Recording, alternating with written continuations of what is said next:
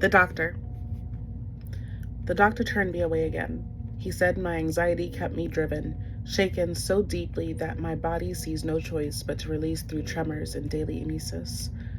Take this pill, then another. Come back 3 months and we'll discuss your sorrows. So I go home and sit on my bed, turn on some music, and roll up my garden. I light and delight until I can't see the light or the dark of any part of my life. I'm just alive.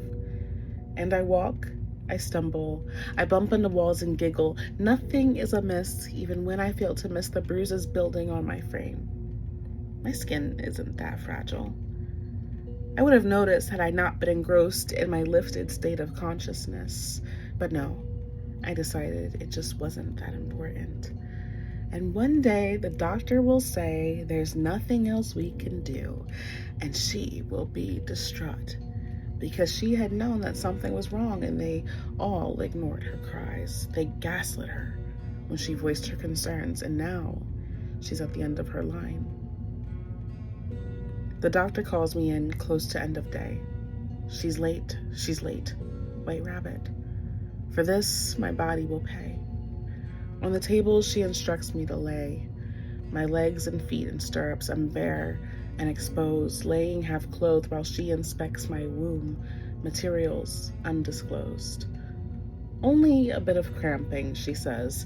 That's her presumption. She's done this so many times, I had no reason to believe she was wrong in her assumption.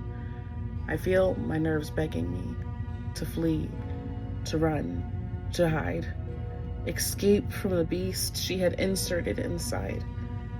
I had had flesh taken, scraped and pulled, but this muscle in my center protested louder than any other part of me would. It hurt to have a piece of her taken. Even when I knew the reason was important, I felt the doctor pull against resistance, and the tears fell against my control, much to my disappointment.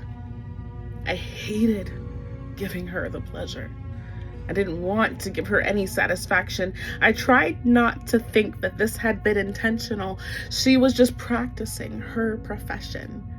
Because as a woman, why would you test the strength and will of another one? But I can't stop the painful thoughts that maybe it was an attack. The words she spoke when I struggled to cope still echoed in my head. I broke you. I'm sorry. Why did that need to be said?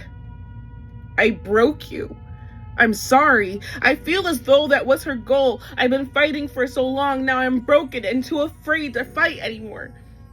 I just want to go home and sit on my bed, turn on some music, roll up my garden. I light and delight until I can't see the light or the dark of any part of my life.